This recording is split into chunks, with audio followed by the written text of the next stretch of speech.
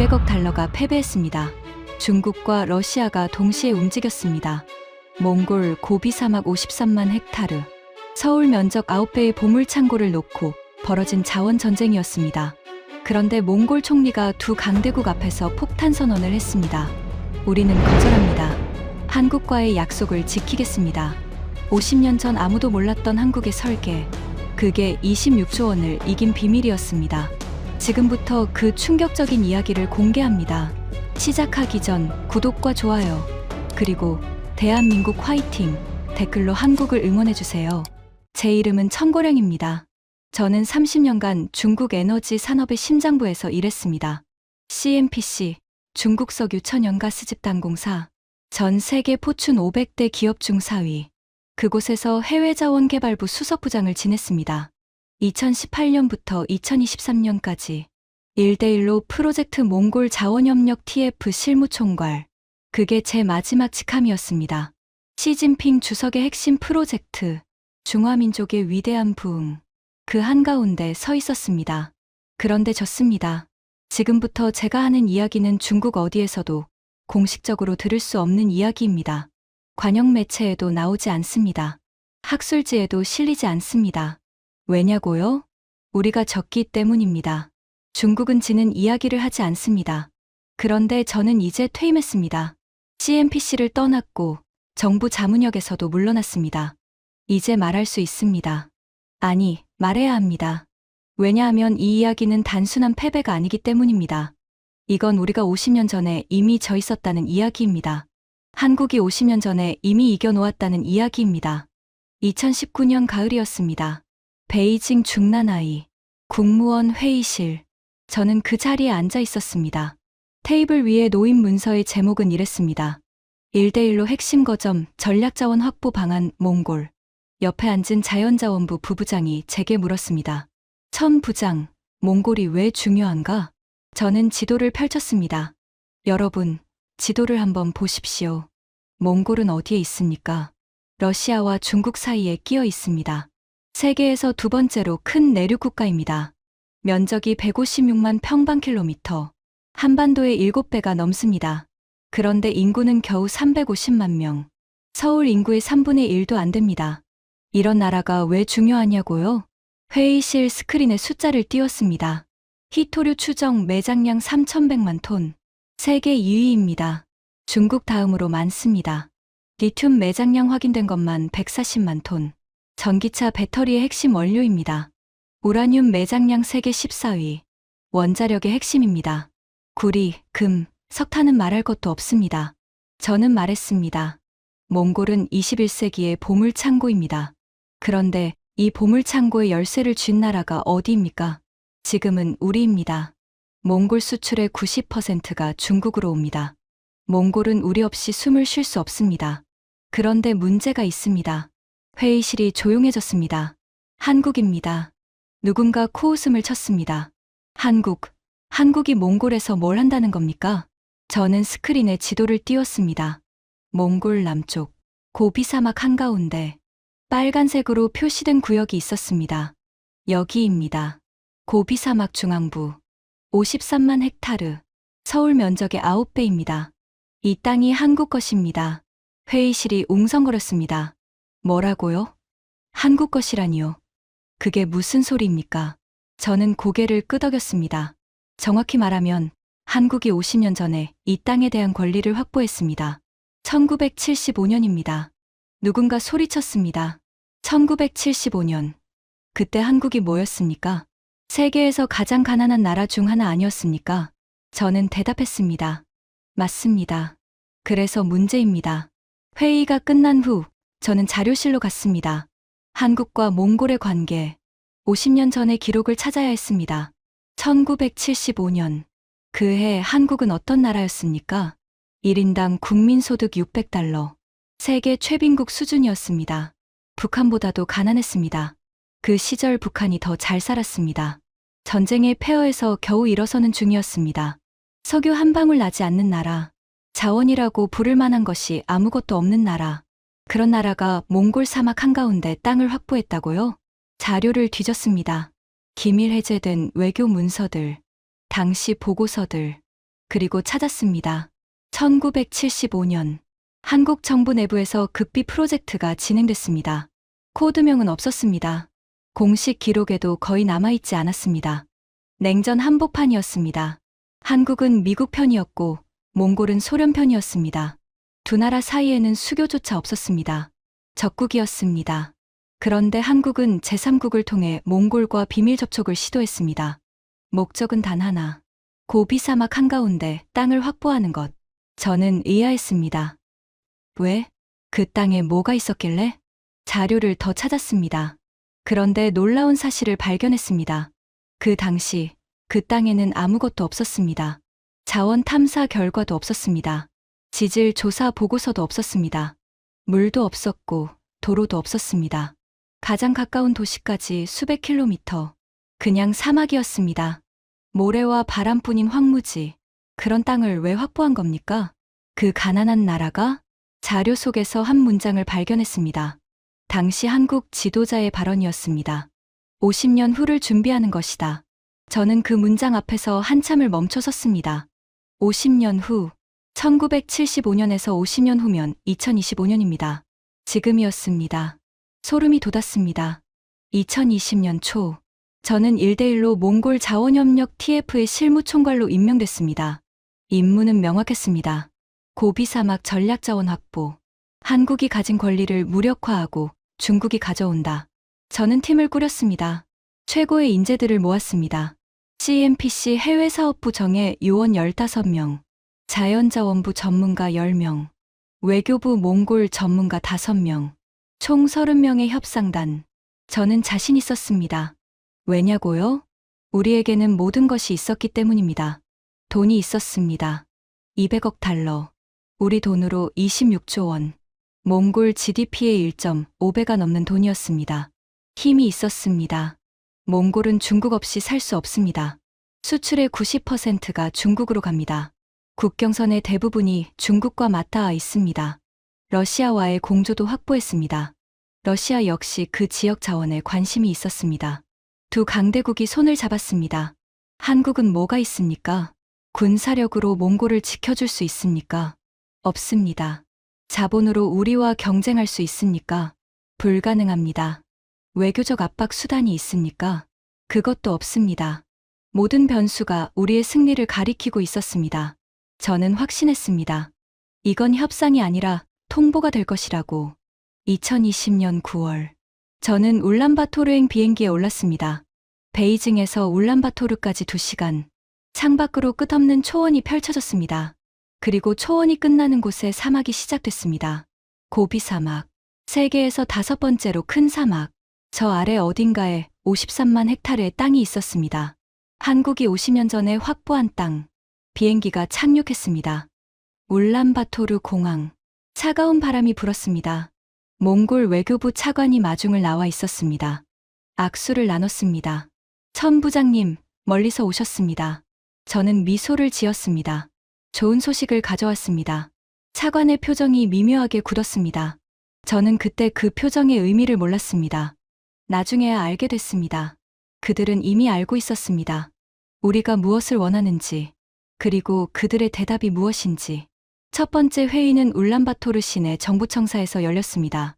몽골 측에서는 광물자원부 장관, 외교부 차관, 재무부 차관이 참석했습니다.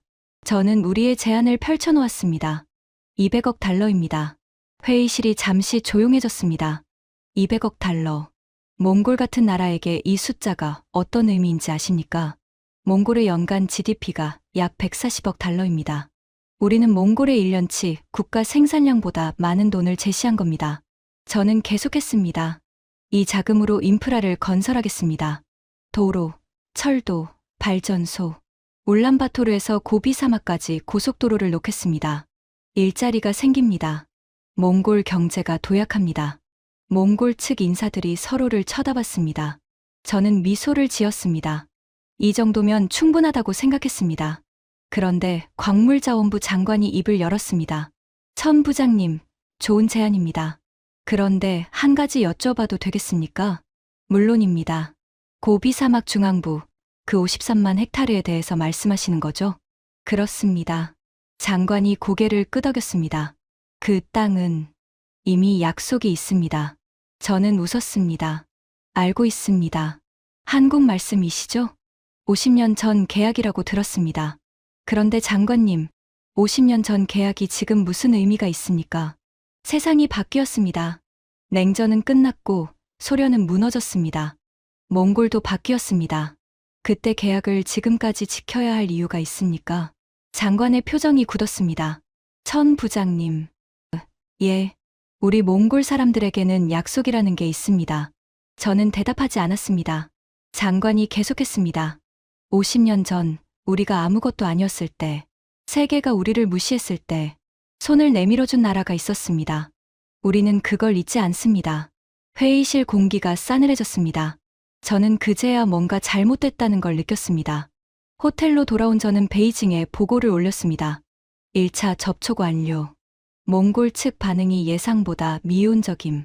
한국과의 관계를 언급하며 신중한 태도. 추가 협상 필요. 베이징에서 답이 왔습니다. 압박 수위를 높여라. 러시아와 공조하라. 몽골은 선택지가 없다. 저는 지시대로 했습니다. 다음 날 러시아 측 협상단이 울란바토르에 도착했습니다. 러시아 에너지부 차관이 이끄는 팀이었습니다. 우리는 함께 몽골 정부를 만났습니다. 두 강대국이 나란히 앉았습니다. 저는 말했습니다. 몽골 정부의 현명한 판단을 기대합니다. 러시아 차관이 거들었습니다. 우리 두 나라는 몽골의 오랜 친구입니다. 함께 번영할 수 있습니다. 친구. 우리는 친구라는 단어를 사용했습니다. 그런데 그 단어가 그들에게 어떻게 들렸는지 저는 나중에야 깨달았습니다. 몽골 외교부 차관이 대답했습니다. 좋은 말씀 감사합니다. 저희도 양국과의 관계를 중요하게 생각합니다. 다만 이 문제는 더 신중한 검토가 필요합니다. 시간을 주십시오. 시간. 그들은 시간을 달라고 했습니다. 저는 그게 좋은 신호라고 생각했습니다. 협상의 여지가 있다는 뜻이라고. 틀렸습니다. 그들은 시간을 번 게 아니었습니다. 이미 결정은 나 있었습니다. 그냥 우리에게 말하지 않았을 뿐입니다. 그 다음 며칠간 저는 울란바토르 시내를 돌아다녔습니다. 정보를 수집하기 위해서였습니다. 그리고 이상한 것들을 발견하기 시작했습니다. 울란바토르 외곽, 한국 기업들이 지은 건물들이 있었습니다. 현대건설이 지은 아파트 단지, 삼성이 지원한 IT 교육센터, LG가 설립한 전자제품 서비스 센터, 시내 중심가에는 한국어 간판이 곳곳에 보였습니다. 한국 식당, 한국마트, 한국은행 지점, 한국어를 구사하는 몽골 젊은이들이 많았습니다. K-팝을 듣고 한국 드라마를 보는 저는 한 현지인에게 물었습니다. 한국과 몽골이 이렇게 가까운 줄 몰랐습니다. 그가 대답했습니다. 한국은 우리 형제 나라입니다. 형제요? 예. 우리는 둘 다 큰 나라들 사이에 끼어 있지 않습니까? 우리는 중국과 러시아 사이에 있고 한국은 중국과 일본 사이에 있죠. 우리는 서로를 이해합니다. 저는 더 물었습니다. 그게 언제부터입니까? 그가 생각에 잠겼습니다. 글쎄요. 할아버지 세대부터인 것 같습니다. 우리 할아버지가 그러셨어요. 한국 사람들은 다르다고. 위에서 내려다보지 않는다고. 위에서 내려다보지 않는다. 그 말이 가슴에 꽂혔습니다. 저는 더 깊이 파고들었습니다. 한국과 몽골의 관계, 50년의 역사, 자료를 모으고 사람들을 만나고 이야기를 들었습니다. 그리고 알게 됐습니다. 1975년 한국과 몽골이 처음 비밀 접촉을 했을 때 한국 측 대표가 가져온 선물이 있었습니다. 뭐였을 것 같습니까? 시계였습니다. 한국에서 만든 시계. 당시 한국은 세계에서 가장 가난한 나라 중 하나였습니다. 변변한 산업도 없었습니다. 스위스 시계에 비하면 보잘것없는 물건이었죠. 그런데 한국 대표는 그 시계를 건네며 말했습니다. 우리가 가진 최선을 드립니다. 몽골 측 대표가 그 시계를 받았습니다. 그리고 말했습니다. 평생 간직하겠습니다. 그는 정말로 그랬습니다. 죽을 때까지 그 시계를 찾습니다. 저는 그 이야기를 듣고 한참을 생각했습니다. 시계 하나. 금액으로 치면 얼마 되지도 않습니다. 그런데 그 시계 하나가 50년의 관계를 시작했습니다. 우리는 200억 달러를 들고 왔습니다. 그런데 그 200억 달러가 시계 하나를 이길 수 있을까요? 1990년 냉전이 끝나고 한국과 몽골이 정식으로 수교했습니다. 그리고 진짜 관계가 시작됐습니다. 한국 기업들이 몽골에 들어왔습니다. 투자를 했습니다. 공장을 세웠습니다. 일자리를 만들었습니다. 그런데 중요한 건 그게 아니었습니다. 한국은 사람을 보냈습니다. 의사들이 왔습니다. 초원 한가운데 의료봉사를 했습니다. 수백 킬로미터를 이동해서 유목민들을 치료했습니다. 교사들이 왔습니다. 한국어를 가르치고 기술을 가르쳤습니다. 젊은이들에게 기회를 줬습니다. 봉사단원들이 왔습니다. 고아원에서, 학교에서, 병원에서 이름 없이 일했습니다. 몽골 사람들은 그걸 봤습니다. 중국은 어땠습니까? 우리도 투자를 했습니다. 광산에 투자했습니다. 철도에 투자했습니다. 하지만 우리의 투자는 달랐습니다. 중국 노동자를 데려왔습니다. 중국 기업이 수익을 가져갔습니다. 몽골 사람들에게 남는 건 별로 없었습니다. 그리고 우리는 압박했습니다. 몽골이 우리 뜻대로 하지 않으면 국경을 막았습니다. 수출을 막았습니다. 경제를 죄었습니다. 달라이 라마가 몽골을 방문했을 때 우리는 몽골에 경제 제재를 가했습니다. 그게 우리의 방식이었습니다. 한국과 중국, 두 나라의 방식은 완전히 달랐습니다. 한국은 친구가 되려 했습니다. 우리는 주인이 되려 했습니다. 한국과 몽골의 관계를 더 조사하면서 저는 놀라운 사실들을 발견했습니다. 1999년 한국에 IMF 경제위기가 닥쳤습니다. 국가 부도 직전이었습니다. 전 세계가 한국에서 손을 뗐습니다. 투자를 회수하고 등을 돌렸습니다. 그런데 몽골은 달랐습니다. 몽골 정부가 성명을 발표했습니다. 한국은 우리의 형제입니다. 형제가 어려울 때 등을 돌리는 것은 우리의 방식이 아닙니다. 우리는 한국과의 모든 약속을 지킬 것입니다. 금액으로 따지면 별것 아니었습니다. 몽골은 가난한 나라니까요. 하지만 그 말 한마디, 그게 한국 사람들 가슴에 남았습니다. 2011년, 이번에는 몽골에 재난이 닥쳤습니다. 주드라고 불리는 혹한, 기온이 영하 50도까지 떨어졌습니다. 가축 수백만 마리가 얼어 죽었습니다. 유목민들이 삶의 터전을 잃었습니다. 한국이 달려갔습니다. 긴급 구호 물자를 보냈습니다. 의료팀을 파견했습니다. 복구 자금을 지원했습니다. 그때 들은 이야기가 있습니다. 한국의료봉사단 이야기입니다. 2011년 주드재해 때 한국에서 의료팀이 파견됐습니다. 의사 10명, 간호사 20명. 그들은 울란바토르에서 끝나지 않았습니다. 더 들어갔습니다. 초원 깊숙이, 유목민들이 사는 곳까지 영하 40도의 날씨였습니다. 도로도 없었습니다. 그냥 눈밭을 헤쳐나갔습니다. 한국 의사가 유목민 천막에 도착했을 때 그곳에는 동상에 걸린 노인이 있었습니다. 손가락 3개를 잃을 위기였습니다. 한국 의사가 치료를 시작했습니다. 몇 시간이 걸렸습니다. 결국 손가락을 살렸습니다. 노인이 물었습니다. 왜 여기까지 왔소? 여기는 몽골 사람도 안 오는 곳이오. 한국 의사가 대답했습니다. 당신이 아프니까요. 그것만으로 충분합니다. 노인이 울었습니다. 그 노인은 나중에 이렇게 말했다고 합니다. 한국 사람들은 다르다. 그들은 우리를 사람으로 대한다. 이런 이야기가 한두 개가 아닙니다. 한국 교사들이 몽골 시골 학교에서 가르친 이야기, 한국 봉사단원이 고아원에서 아이들을 돌본 이야기, 한국 기업인이 몽골 청년에게 기술을 전수한 이야기, 수십 년간 축적된 이야기들입니다. 이것들이 쌓이고 쌓여서 관계가 됐습니다. 돈으로 살 수 없는 관계가 됐습니다. 우리 중국은, 우리도 몽골에 투자했습니다. 병원도 지었고 학교도 지었습니다. 하지만 방식이 달랐습니다. 우리는 이름표를 붙였습니다. 중국 원조로 건설됨. 중국 정부 기증. 대가를 받았습니다. 투자 대비 효과를 계산했습니다. 한국은 달랐습니다. 이름표를 붙이지 않았습니다. 대가를 바라지 않았습니다. 그냥 했습니다. 그 차이가 50년이 지나 드러났습니다. 그리고 그해 고비 사막 53만 헥타르에 대한 계약이 갱신됐습니다.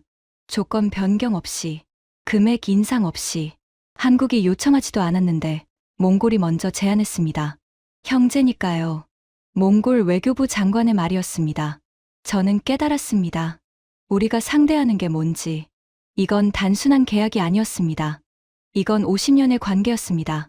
50년 동안 쌓아온 신뢰였습니다. 한국은 계약서에 서명한 게 아니었습니다. 관계에 서명한 겁니다. 우리는 200억 달러를 들고 왔습니다. 그런데 그 200억 달러로 50년을 살 수 있습니까? 살 수 없습니다. 베이징에 보고서를 올렸습니다. 상황이 예상보다 복잡합니다. 한국과 몽골의 관계가 매우 깊습니다. 단순한 금전적 제한으로는 어려울 수 있습니다. 전략 수정이 필요합니다. 베이징에서 답이 왔습니다. 무슨 소리인가? 압박을 강화하라. 몽골은 우리 없이 살 수 없다. 그들에게 현실을 인식시켜라. 저는 지시를 따랐습니다. 그게 제 일이었으니까요. 2021년. 우리는 압박을 시작했습니다. 첫 번째, 경제 압박. 몽골 제품의 중국 통관을 지연시켰습니다. 국경에서 트럭들이 며칠씩 기다려야 했습니다. 몽골 경제가 흔들렸습니다. 두 번째, 외교 압박. 고위급 회담을 취소했습니다. 예정된 정상회담을 연기했습니다. 몽골을 고립시키려 했습니다. 세 번째, 미디어 압박.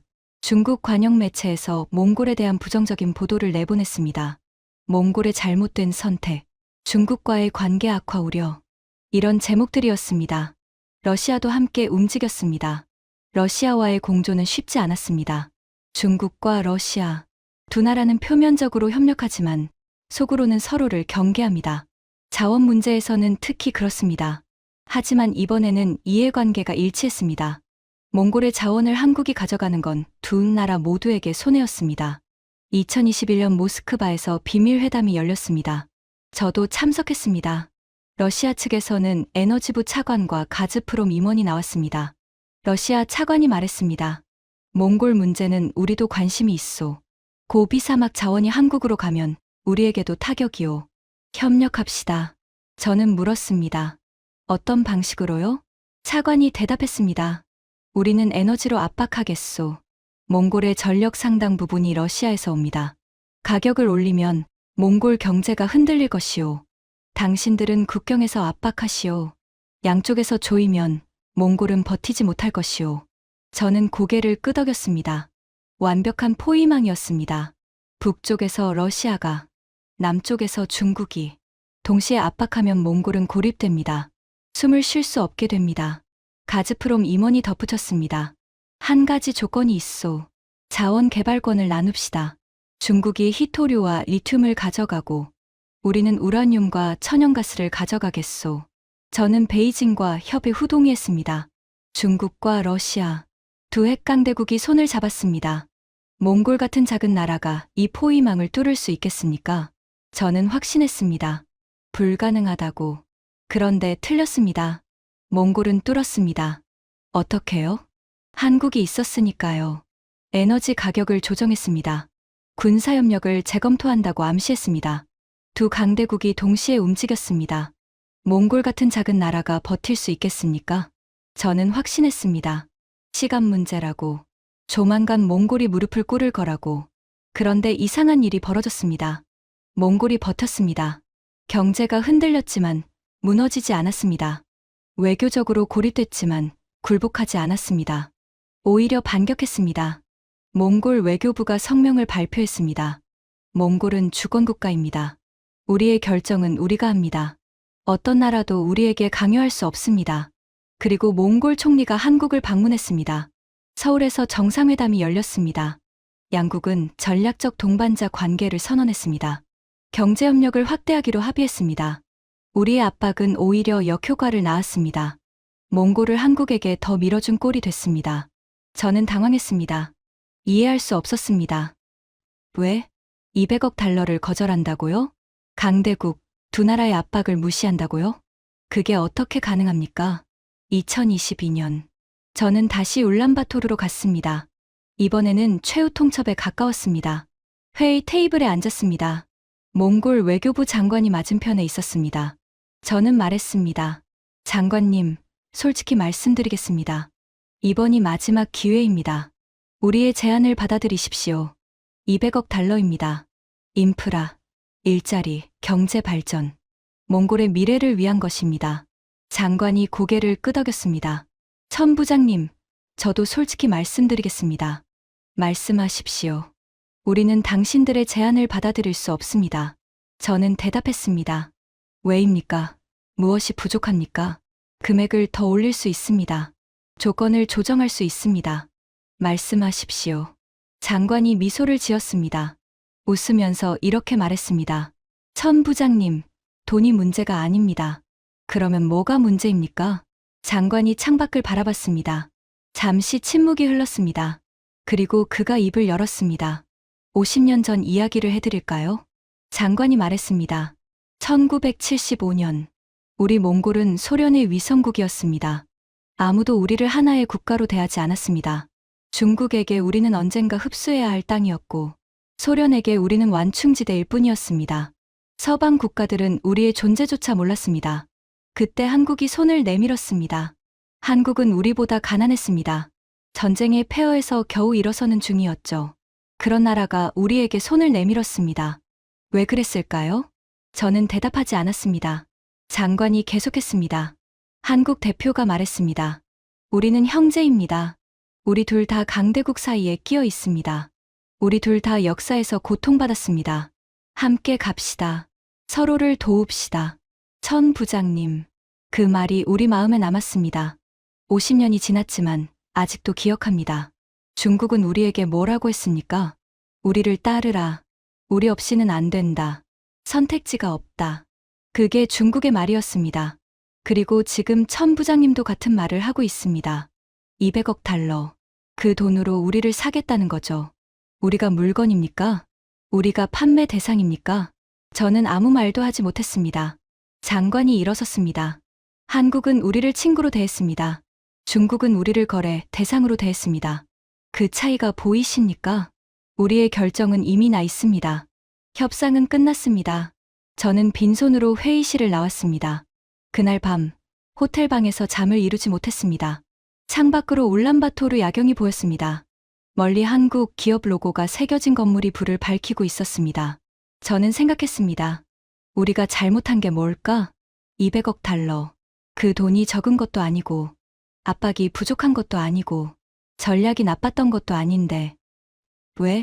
왜 졌을까? 그리고 깨달았습니다. 우리는 처음부터 잘못된 게임을 하고 있었습니다. 한국은 50년 전에 이미 이겼습니다. 우리는 50년 후에 도착한 겁니다. 경기는 이미 끝나 있었습니다. 2023년 봄, 몽골 정부가 공식 발표를 했습니다. 전 세계 언론이 주목했습니다. 저도 베이징에서 생중계로 지켜봤습니다. 회의실에는 CNPC 임원들, 자연자원부 관료들이 모여 있었습니다. 모두 화면을 주시하고 있었습니다.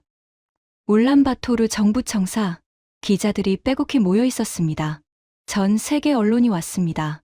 CNN, BBC, NHK, 알자지라. 물론 중국 관영 매체도 있었습니다.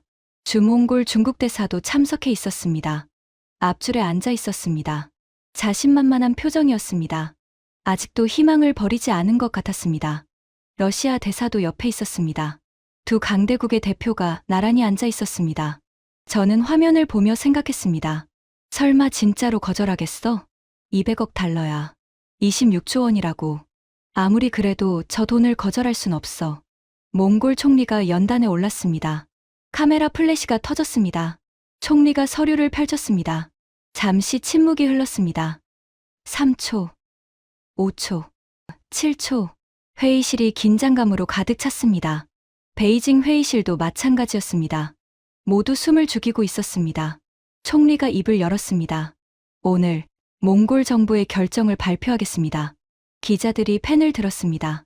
중국 대사가 몸을 앞으로 기울였습니다. 지난 3년간 우리는 많은 제안을 받았습니다. 중화인민공화국과 러시아 연방으로부터 200억 달러 규모의 투자 제안을 받았습니다. 인프라 개발, 경제 협력, 안보 지원을 포함한 포괄적 제안이었습니다. 중국 대사가 미소를 지었습니다. 이제 수락 발표가 나올 거라고 생각한 것 같았습니다. 베이징 회의실에서도 안도의 한숨이 나왔습니다. 드디어 성과가 나오나 보군. 누군가 말했습니다. 저는 대답하지 않았습니다. 뭔가 불안했습니다. 총리의 표정이 이상했습니다. 총리가 계속했습니다. 우리 몽골은 이 제안을 신중하게 검토했습니다. 경제적 가치도 분석했습니다. 전략적 의미도 고려했습니다. 잠시 멈췄습니다. 서류를 내려다봤습니다. 그리고 고개를 들었습니다. 우리는 거절합니다. 순간 시간이 멈춘 것 같았습니다. 울란바토르 기자실이 얼어붙었습니다. 베이징 회의실도 얼어붙었습니다. 뭐라고요? 거절? 200억 달러를 거절? 중국 대사의 미소가 사라졌습니다. 얼굴이 불그락푸르락해졌습니다. 러시아 대사가 옆 사람에게 뭔가를 물었습니다. 통역이 잘못된 거 아닌가? 그런 표정이었습니다. 기자들이 웅성거렸습니다. 플래시가 미친 듯이 터졌습니다. 총리가 손을 들어 조용히 시켰습니다. 고비 사막 53만 헥타르에 대한 권리는 대한민국에 있습니다. 1975년 합의된 내용을 우리는 존중합니다. 50년 전 맺은 약속을 우리는 지킬 것입니다. 이것이 우리 몽골의 방식입니다. 기자들이 질문을 쏟아냈습니다. 중국의 200억 달러 제안은 어떻게 됩니까? 총리가 대답했습니다. 우리는 거절했습니다. 왜요? 그 돈이면 몽골 경제를 완전히 바꿀 수 있는 금액 아닙니까? 총리가 미소를 지었습니다. 돈은 테이블 위에 있었습니다. 하지만 명예가 대답했습니다. 우리는 약속을 지키는 민족입니다. 50년 전 형제에게 한 약속을 돈으로 팔 수 없습니다. 그 순간 베이징 회의실이 얼어붙었습니다. 아무도 말이 없었습니다. 저는 TV 화면을 바라봤습니다. 몽골 총리가 웃고 있었습니다. 한국 국기와 몽골 국기가 나란히 걸려 있었습니다. 우리는 졌습니다. 200억 달러가 졌습니다. 발표 직후 베이징이 발칵 뒤집혔습니다. 보고서를 요구했습니다. 책임자를 추궁했습니다. 회의가 끝없이 이어졌습니다. 어떻게 된 거야? 200억 달러를 거절했다고? 한국한테 졌다고? 저는 보고서를 썼습니다. 몽골 자원협력 프로젝트 실패 원인 분석. 그 보고서에 저는 이렇게 썼습니다. 실패의 원인은 금액이 아닙니다. 실패의 원인은 시간입니다. 한국은 50년 전에 이미 시작했습니다. 우리는 50년 늦었습니다. 그 50년의 차이를 돈으로 메울 수 없었습니다. 보고서는 채택되지 않았습니다. 공식 기록에서 삭제됐습니다. 중국은 지는 이야기를 하지 않으니까요. 하지만 저는 알고 있습니다. 그날 회의실에 있던 사람들도 알고 있습니다. 우리가 왜 졌는지. 이제 가장 중요한 이야기를 해드리겠습니다. 왜 중국이 그 땅에 그토록 집착했을까요? 200억 달러나 들이면서 강대국 두 나라가 동시에 압박하면서 그냥 사막에 왜 그랬을까요? 우리가 바보입니까? 아닙니다. 그 땅에는 뭔가가 있습니다. 2020년대 들어 탐사 기술이 발달했습니다.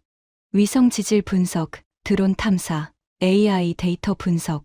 그 기술들로 고비 사막 53만 헥타르를 분석했습니다. 결과가 나왔습니다. 소름이 돋는 결과였습니다. 첫 번째, 히토류. 스마트폰, 전기차, 미사일, 첨단 무기. 21세기 산업의 쌀이라고 불리는 자원입니다. 중국이 전 세계 공급의 60%를 장악하고 있습니다. 그 히토류가 거기 있습니다. 추정 매장량 최소 800만 톤. 전 세계 수요 10년치에 해당합니다. 두 번째, 리튬. 전기차 배터리의 핵심 원료입니다. 테슬라가 미친 듯이 찾는 자원이죠. 고비 사막 53만 헥타르의 리튬 광맥이 확인됐습니다. 추정 매장량 200만 톤 이상. 세계 5위권에 해당합니다. 세 번째, 우라늄. 원자력 발전의 핵심 원료입니다. 에너지 안보의 핵심이죠. 그 지역에 고품질 우라늄 광맥이 있습니다. 추정 매장량 세계 10위권.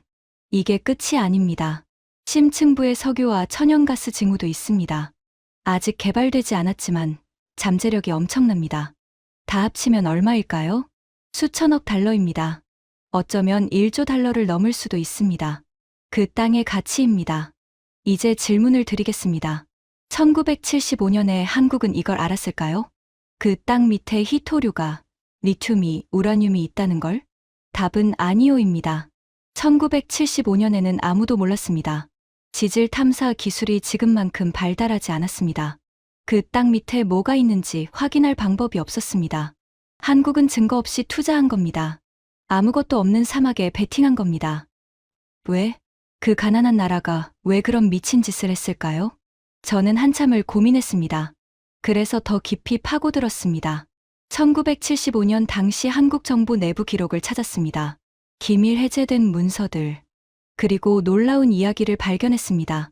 1975년 서울 청와대 비밀회의실. 그날 회의에는 한국 최고의 인재들이 모여 있었습니다.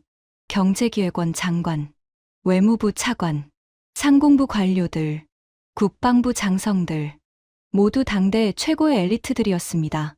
안건은 몽골 고비 사막 토지 확보 방안이었습니다. 기록에 따르면 회의실 분위기는 냉랭했습니다. 경제기획원 장관이 먼저 입을 열었습니다. 각하, 솔직히 말씀드리겠습니다. 이건 미친 짓입니다. 우리 경제가 어떤 상황입니까? 1인당 국민소득 600달러. 국민들이 굶주리고 있습니다. 그런데 몽골 사막에 돈을 쏟아붓자고요? 반대합니다. 외무부 차관이 거들었습니다. 몽골은 소련의 위성국입니다. 우리와 수교도 없는 적국입니다. 접촉 자체가 위험합니다. 소련이 알면 외교 문제가 터집니다. 반대합니다. 국방부 장성이 말했습니다. 그 사막에 전략적 가치가 있습니까? 없습니다. 자원이 있다는 증거가 있습니까? 없습니다. 순수한 도박입니다. 반대합니다. 회의실에 있던 모든 사람이 반대했습니다. 데이터가 반대했습니다. 논리가 반대했습니다. 상식이 반대했습니다. 그런데 단 한 사람, 한국의 지도자만 다른 생각을 하고 있었습니다. 기록에 따르면 그는 잠시 침묵했습니다. 그리고 창밖을 바라봤습니다. 서울 하늘, 1975년의 서울, 전쟁의 상처가 채 아물지 않은 도시. 그가 입을 열었습니다. 여러분의 말이 맞소. 논리적으로, 합리적으로 보면 미친 짓이오. 하지만 한 가지 묻겠소. 지금 우리에게 석유가 있소? 없소. 철광석이 있소? 없소. 자원이라고 부를 만한 게 뭐가 있소? 아무것도 없소. 그렇다면 우리는 영원히 자원 빈국으로 남아야 하오?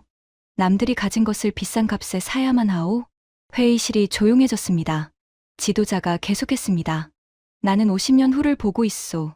지금 당장은 아무것도 없는 땅이오. 하지만 시간이 지나면 달라질 것이오. 기술이 발달하면 그 땅 밑에 뭐가 있는지 알게 될 것이오. 그때 움직이면 늦소. 그때는 이미 남의 것이 되어 있을 것이오. 지금 움직여야 하오. 남들이 관심 없을 때, 남들이 비웃을 때, 그때 움직여야 하오. 경제기획원 장관이 물었습니다. 하지만 각하, 근거가 있습니까? 그 땅에 자원이 있다는 근거가요? 지도자가 대답했습니다. 근거는 없소. 하지만 확신은 있소. 몽골 고비 사막은 유라시아의 심장부요. 그런 위치에서 아무것도 안 나올 리가 없소. 자연의 법칙이 그렇소. 50년을 기다릴 각오가 되어 있소. 아니, 100년이라도 기다리겠소. 우리 세대가 못 보면 다음 세대가 볼 것이오. 다음 세대가 못 보면 그 다음 세대가 볼 것이오. 중요한 건 시작하는 것이오. 오늘 시작하는 것이오. 회의실이 술렁였습니다. 누군가 물었습니다. 그러면 몽골과 어떻게 접촉합니까? 수교도 없는데요. 지도자가 말했습니다. 제3국을 통해 비밀리에 접촉하시오. 시간이 걸려도 좋소. 조급해하지 마시오. 그리고 한 가지 명심하시오. 무엇입니까? 몽골을 이용하려 하지 마시오. 친구가 되시오. 그들도 우리처럼 강대국 사이에 끼어 있소. 그들도 우리처럼 고통받아왔소. 우리는 형제가 될 수 있소. 형제로 대하시오. 그러면 그들도 우리를 형제로 대할 것이오. 그날 회의는 그렇게 끝났습니다. 반대는 많았지만 결국 추진됐습니다. 1975년 아무도 주목하지 않는 비밀 프로젝트가 시작됐습니다. 그리고 50년이 지났습니다. 2025년 그 비밀 프로젝트가 200억 달러를 이겼습니다. 저는 그 기록을 읽으며 생각했습니다. 이 사람, 1975년의 이 지도자, 미쳤거나 천재였거나 둘 중 하나였습니다. 50년이 지나고 보니 천재였습니다. 그리고 답을 찾았습니다. 한국은 자원을 산 게 아닙니다. 위치를 산 겁니다. 고비 사막 중앙부, 유라시아 대륙의 심장부, 지질학적으로 특이한 위치입니다. 이런 위치에서 자원이 안 나올 확률이 오히려 더 낮습니다. 시간이 지나면 반드시 뭔가가 드러나게 돼 있습니다. 한국 지도자는 이걸 계산한 겁니다. 지금 당장 뭐가 있는지는 중요하지 않았습니다. 시간이 지나면 반드시 가치가 드러날 위치를 선점한 겁니다. 50년을 기다렸습니다. 세상이 비웃을 때, 아무도 관심 없을 때, 그냥 기다렸습니다. 그리고 50년이 지나자 그 땅에 진짜 가치가 드러났습니다. 한국은 예측한 게 아닙니다. 설계한 겁니다. 시간이 반드시 자기 편이 될 구조를 만들어 놓은 겁니다. 저는 지금 베이징에서 은퇴 생활을 하고 있습니다. CNPC를 떠났습니다. 정부 자문역에서도 물러났습니다. 가끔 후배들이 물어봅니다. 선배님, 그 프로젝트 왜 실패했습니까? 저는 대답합니다. 우리가 늦었기 때문이야. 50년 늦었어. 그들이 다시 묻습니다. 그러면 다시 하면 되지 않습니까? 더 많은 돈을, 더 센 압박을 하면요? 저는 고개를 젓습니다. 그건 안 돼. 신뢰는 돈으로 살 수 없어. 관계는 압박으로 만들 수 없어. 한국은 50년 동안 몽골의 친구가 되려 했어. 우리는 주인이 되려 했지. 그 차이야. 후배들이 이해 못하는 표정을 짓습니다. 젊은 친구들이니까요. 그들은 아직 모릅니다. 진짜 힘이 뭔지. 한국에 대해서 한마디 하겠습니다. 저는 30년간 전 세계 자원 현장을 다녔습니다. 중동, 아프리카, 중앙아시아, 남미. 수많은 나라에서 자원을 확보하려는 강대국들을 봤습니다. 대부분은 같은 방식이었습니다. 돈으로 사거나, 힘으로 뺏거나, 거래이거나 강탈이거나. 그런데 한국은 달랐습니다. 한국은 친구가 됐습니다. 50년 동안 친구로 남았습니다. 그리고 친구로서 대우받았습니다. 200억 달러보다 더 큰 것을 얻었습니다. 저는 인정합니다. 한국의 그 방식을, 그 끈기를, 그 전략을 우리가 배워야 할지도 모릅니다. 하지만 배우기 쉽지 않습니다. 왜냐하면 그건 전략이 아니기 때문입니다. 그건 진심이기 때문입니다. 마지막으로 이 이야기를 전하겠습니다. 2023년 몽골 총리가 한국을 방문했을 때 양국 정상이 공동성명을 발표했습니다. 거기에 이런 문장이 있었습니다. 한국과 몽골은 50년의 우정을 바탕으로 다음 50년의 동반자 관계를 구축한다. 50년의 우정. 다음 50년. 저는 그 문장을 읽으며 생각했습니다.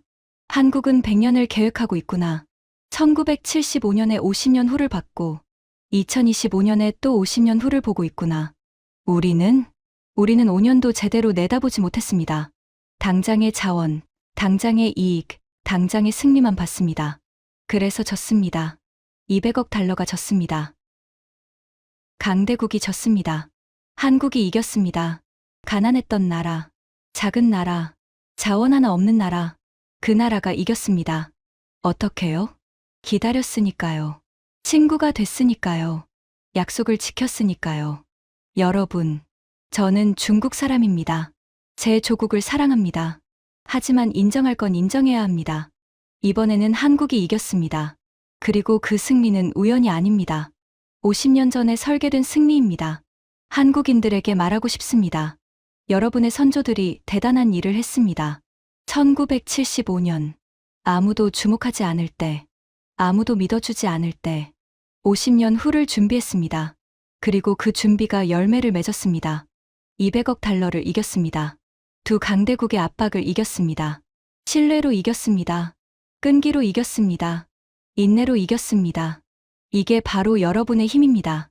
돈으로 살 수 없는 힘, 압박으로 굴복시킬 수 없는 힘, 시간이 지날수록 더 강해지는 힘. 저는 그 힘 앞에서 졌습니다. 완패했습니다. 자, 이제 마무리하겠습니다. 이 이야기는 중국에서 공식적으로 인정되지 않을 것입니다. 어디에도 기록되지 않을 것입니다. 하지만 사실입니다. 200억 달러가 졌습니다. 한국이 이겼습니다. 그리고 그 승리의 비밀은 이것입니다. 첫째, 먼저 시작하라. 남들이 움직이기 전에 움직여라. 증거가 나온 뒤에는 이미 늦습니다. 둘째, 친구가 되라. 거래 상대가 아니라 친구가 되라. 거래는 끝나지만 우정은 남습니다. 셋째, 약속을 지켜라. 어떤 상황에서도 약속을 지켜라. 그게 신뢰가 되고 신뢰가 힘이 됩니다. 넷째, 기다려라. 조급해하지 마라. 시간은 준비한 자의 편입니다. 한국은 이 네 가지를 다 했습니다. 50년 전에. 그래서 이겼습니다. 저는 천고량입니다. 전 CNPC 해외사업부 수석부장, 전 1대1로 몽골 자원협력 TF 실무총괄, 그리고 200억 달러 패배의 당사자입니다. 이 이야기를 왜 하느냐고요? 저도 모르겠습니다. 어쩌면 후회 때문일 수도 있습니다. 어쩌면 존경 때문일 수도 있습니다. 한국이라는 나라를, 그 끈기를, 그 전략을, 그 진심을 인정하지 않을 수 없었습니다. 여러분, 한국이 이겼습니다. 완벽하게 이겼습니다. 역사가 한국의 편에 섰습니다. 왜냐하면 한국이 먼저 역사의 편에 섰기 때문입니다. 50년 전에 끝으로 한 문장만 남기겠습니다. 제가 이 사건을 통해 배운 것입니다. 돈은 계약을 만들 수 있다. 하지만 신뢰는 살 수 없다. 한국은 50년 동안 신뢰를 쌓았다. 그리고 그날 역사가 한국의 편에 섰다. 이것이 200억 달러가 패배한 날의 이야기입니다. 지금까지 중국 CNPC 협상단장 천고량이 직접 겪은 200억 달러 패배의 이야기였습니다. 50년 전 우리 선조들이 심어둔 씨앗이 오늘의 승리가 됐습니다. 이 자랑스러운 이야기를 주변에 널리 공유해 주세요. 우리가 기억해야 할 대한민국의 저력입니다. 구독과 좋아요도 부탁드립니다. 지금까지 터칭 스토리였습니다. 감사합니다.